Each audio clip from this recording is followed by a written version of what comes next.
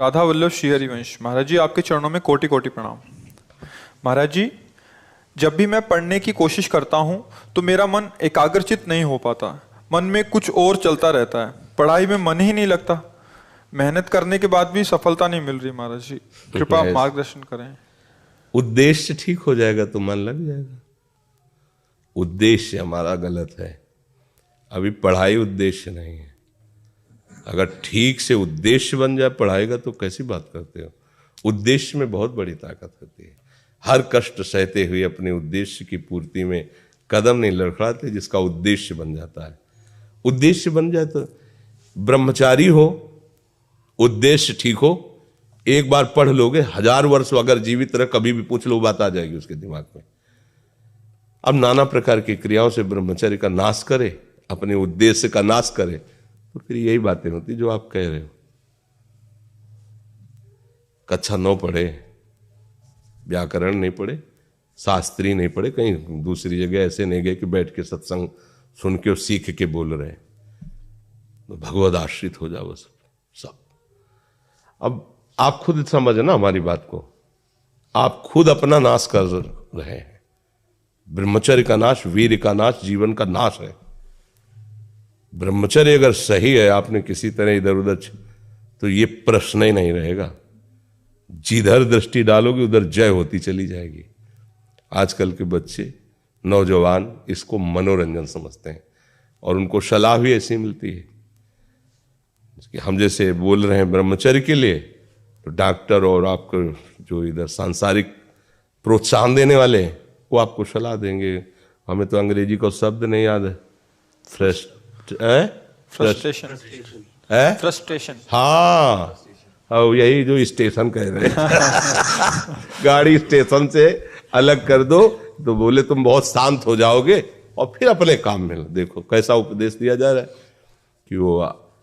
तो ये जो कमियां है ना, ये कोई भूत नहीं है जैसे लोग कहते हैं ना, पता नहीं कौन, ऐसा कुछ नहीं। गंदी आदतें हैं, इन पर संयम लाओ। आप समझ रहे, स्वीकार करते हो हमारी बात कि इसमें आपको संशय है?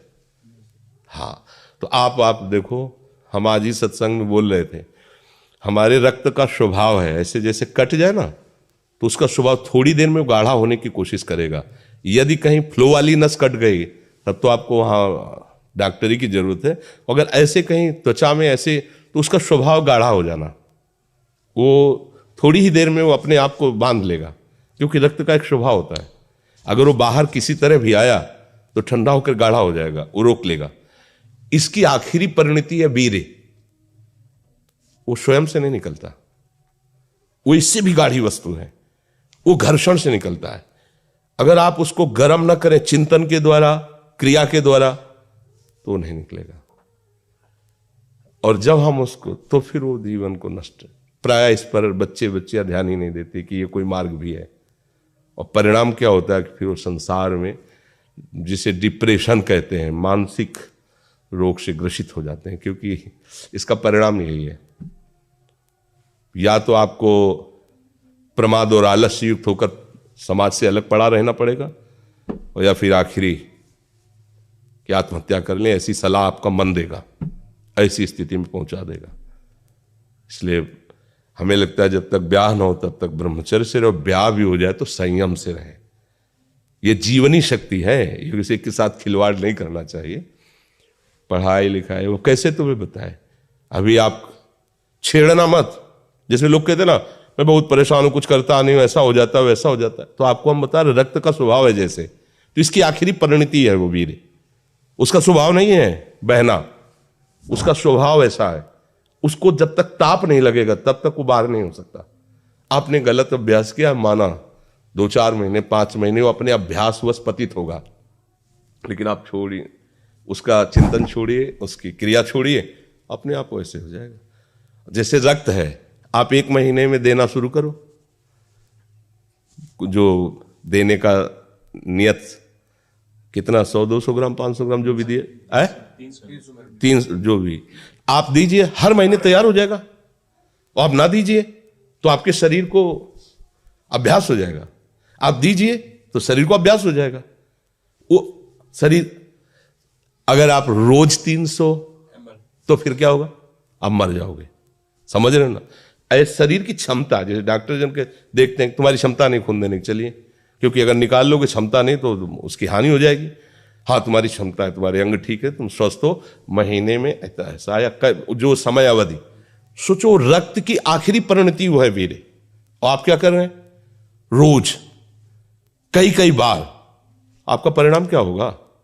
अगर रोज वो भगवान श्री कृष्ण जी की गीता आपको एक सफल इंसान बना देगी। कृपा करके इस वीडियो को पूरा देखिए। कुछ ही लोग इस दुनिया में सफल क्यों होते हैं, मैं आपको बताना चाहूंगा आज एक सीक्रेट जिसने मुझे जिंदगी में सफल बनाया, और वो कुछ खास नहीं है, और वो एक ही है, मेरे पीछे। मेरी सफलता का राज मेरे पीछे है, और वो है मेरी सबसे प्रिय चीज। और ये भगवत गीता जिसने मेरे जीवन को सफल बनाया, ये वही भगवत गीता है जिसके कारण आज मैं बहुत सफल हूँ।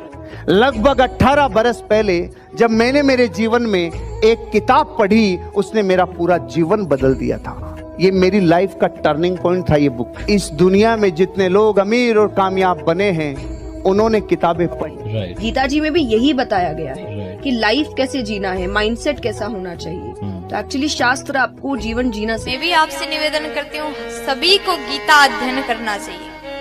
गीता में ऐसे ऐसी बातें बताया गया है, आप जीवन में कितने बड़े संकट में क्यों ना हो, आपके सामने कैसा अवस्था बन जाए, कैसा भी अवस्था आपके सामने बन जाए, कितने बड़े संकट में आप हो, अगर गीता अध्ययन करोगे आप हर प्रकार के संकट से बच करके बाहर निकलने का सूत्र गीता आपको बताती है। इसलिए गीता सभी को पढ़ना चाहिए।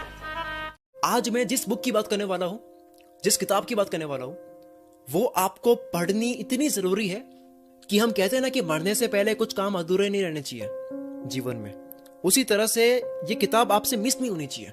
लेकिन मेरा दावा है कि अगर हम गीता पढ़कर उसके अनुसार जिंदगी जीना शुरू करें तो कभी डिप्रेशन में हम नहीं आएंगे, और डिप्रेशन का बड़े से बड़ा मरीज गीता सार के साथ ठीक हो सकती। प्रॉब्लम्स हैं, whether it's related to fear और सक्सेस और ये और वो, ये सारी चीजें, इन सब चीजों का जवाब आज से हजारों साल पहले भगवत गीता के अंदर एक लाइन में क्लियर तरीके से बताया हुआ है।